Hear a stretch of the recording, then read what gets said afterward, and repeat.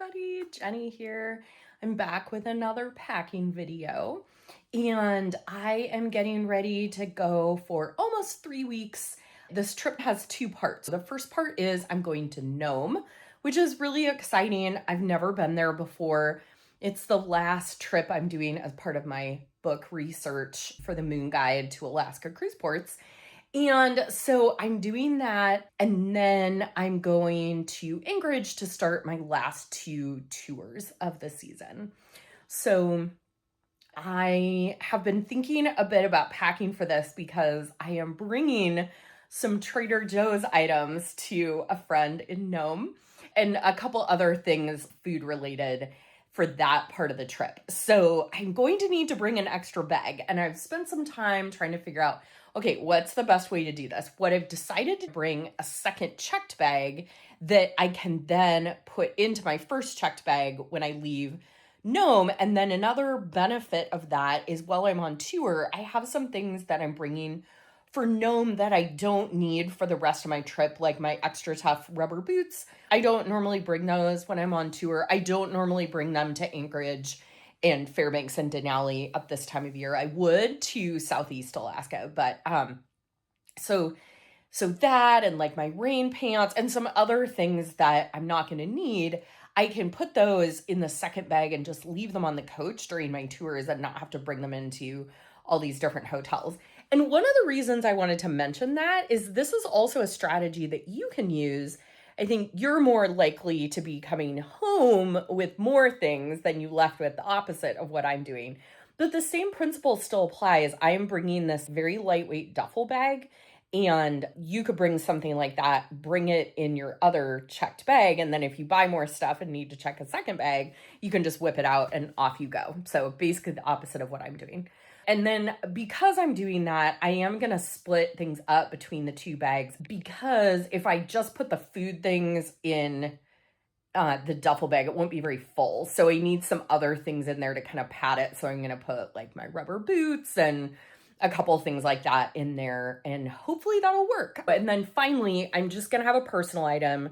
I'm not going to carry on a bigger carry-on roller bag. I'm just going to bring my drone and my messenger bag. And in that, I'll have my toiletries and medications because I'm checking a bag. And so you always need to have those things with you. And then also all of my electronics that you're not allowed to check.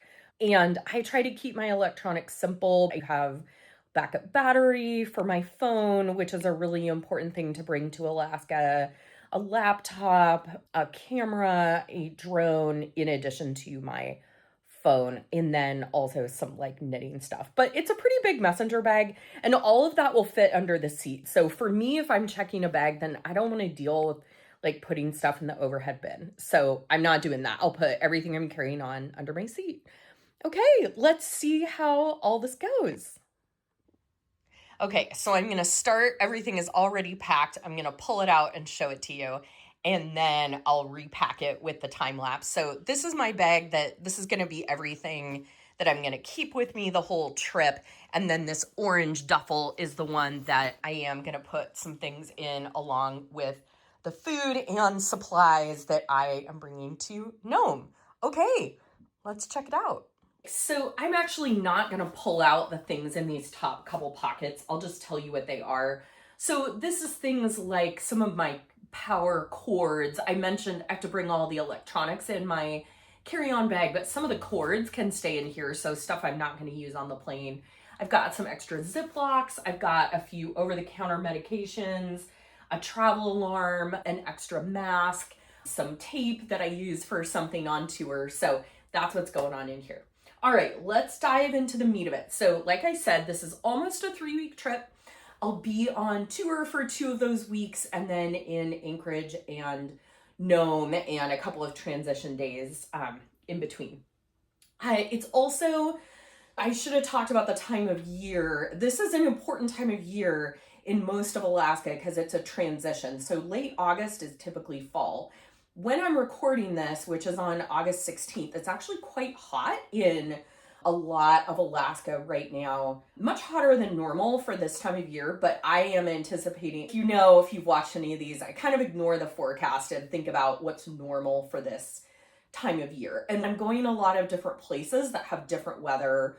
Nome is pretty chilly and wet and windy most of the summer. And then I'll be in Anchorage, Denali National Park, Talkeetna, Fairbanks, Valdez, and Whittier and Seward. So, those are places that have pretty different weather. Fairbanks is super dry. It's very hot in the summer. It hasn't been a super hot summer until like the last couple weeks, but I'm anticipating by the time I'm there, it's going to be cooler. I do have some light layers if that's not true, but I am banking on what's normal this time of year rather than what's happening right now. So I think that's important to say. August, I love being in Alaska towards the end of the season. It's cooler. It gets dark at night, so there's a chance of seeing the northern lights. People are getting pretty tired, but because I go back and forth, I'm not having that. I have had, for many people, they haven't had a day off in several months. And so people are tired. But for me, that's not true. It's definitely busy, but I do get some breaks. So, I really love that. I like the fact that fires are usually out. Now, there have been several new fires in the last few days. So we'll see what happens. But typically smoke is not too big of a problem in Alaska. Now, this is different along the Alcan and in British Columbia and Alberta. There are some awful fires right now. But where I'm going, fire season is usually close to over by mid-August. So we'll see what happens because this year has been a little bit weird. So it can definitely be colder than June and July. The last couple times I've been there, colder is typical, wetter is typical. September can get into being dry again. Again, where I'm going. Now, Southeast Alaska is totally different. I'm not going to Southeast on this trip. I think that's important to say. Okay, so one thing that I almost always bring is this Turkish towel. It's just it's like a combination of, you can use it as a blanket or a towel. It's just so handy for lots of things, and I love bringing that. And this will probably be one of the things, because it's kind of patty, that goes into my orange duffel there. Okay, I also have a hat that mosquitoes probably won't be too big of an issue on this trip. We'll see, but we're getting into the part of the summer where they're less of a problem, but you never know. They're very unpredictable. So I can put my head net over this, but also it's nice protection from the sun.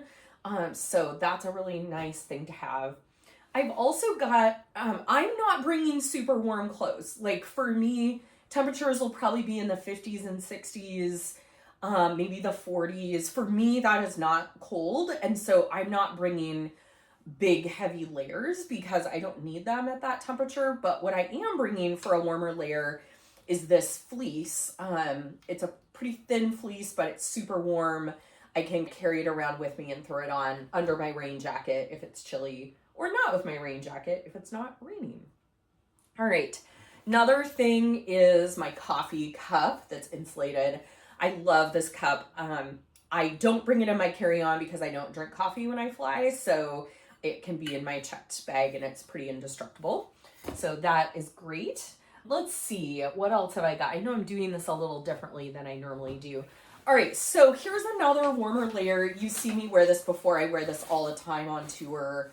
It's a vest that is a soft shell, so it's wind resistant, water resistant. It's not waterproof, but it's wonderful. I also have a long sleeve one, but I decided to bring the fleece instead because it layers a little better for this trip. I got shorts and a t-shirt to sleep in. Okay, these garbage bags, these are my hiking shoes. Because I'm bringing a checked bag, I am bringing more shoes than I normally would, but normally I'll be like, well, I won't hike, or I won't run, or I won't whatever, but this time I'm going to be able to kind of do it all. These are what I hike in. These are waterproof hiking shoes. I can also hike in my extra tufts, which I'm also bringing, but for comfort, I'm doing that. And then I'm also bringing black Blundstone boots. I'm gonna wear those on the plane, so you won't see those right here.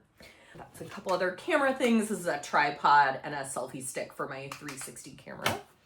And I've got laundry supplies. So any place you can do laundry, you can usually buy this, but I have pretty sensitive skin and I'm kind of high maintenance about my my laundry soap. So I bring my own. I bring pods because they're pretty easy to travel with. That's what's in there. This packing cube has hiking things in it. So it has a small first aid kit. It has essentially a rain jacket for my backpack. It has my head net. It has some emergency supplies for hiking. So that is what's in here. I haven't gotten to do much hiking on my tours this summer, but I'm hoping I can on this trip. We shall see. Okay, this is a laundry bag. Let's get into some of my work stuff. You won't necessarily need these things because you're not wearing business casual clothes in Alaska, most likely. This packing cube has a pair of pants and 2 shirts that I only wear for work. I don't ever wear them at another time. Well, one of them is my white button-up shirt, and I do use that as a sun shirt sometimes also, but that's what's in here. Then we've got underwear, important stuff, and socks. I had to think through what shoes am I wearing and do I have the right socks for those. So that was the main challenge with this. So I've got that. And then I've got some more shirts for both work and non-work. So these are short sleeved ones. I've got 3 different short sleeve shirts in here. Because even though the temperatures are cooler, I get hot easily, especially when I'm working. These are 2 long sleeve shirts that I wear for work that I can also wear for other things too. They're very lightweight, even though they're long sleeves. So they're nice if you're wearing a rain jacket, but they're not too hot. And for me, that's an issue. I get hot really easily. Okay, so I've got my black pants that I wear quite a bit as a tour director. I also wear hiking pants. They're kind of dressier hiking pants, so I can wear them for hiking or for when I'm working. So that's really convenient. These are a pair of black fleece-lined leggings. Great to wear into the rain pants. I'll show you in a minute. This packing cube has my swimsuit, a pair of gloves, some headbands, just a few things like that it's nice to keep them all in one spot so they're not flying all around in my bag. And then I've got my slippers. Always have to have my slippers. And backup toiletries. So I told you that I'm gonna bring all my toiletries, medications in my carry-on bag, but these are backup ones, so I'm gonna run out of toothpaste and a few other things. That's what's, plus sunscreen. I don't need that on the plane, so that is in here too.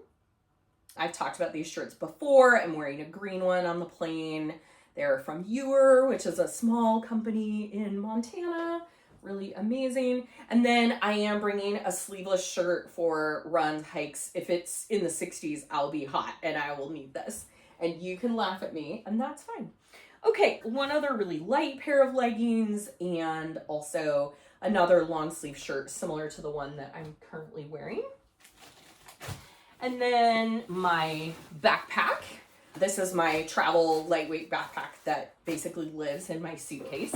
I don't use it at home. I use it both for hikes, but also like running to the store and things like that when I'm on tour. Occasionally, when we're staying somewhere for just one night, I'll just throw a few things in there and just leave my bag on the coach. Then I've also got both a rain jacket and rain pants.